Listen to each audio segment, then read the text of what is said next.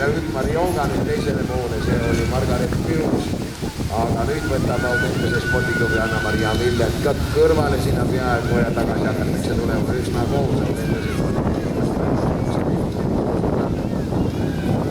Spordiklubi Mootiks Real Kõimutalu ja sealt hästi ka teisest tervast Aikus ja Iris Toomesoo. Oi, ja kes nüüd siis võidu lõpuks saab ka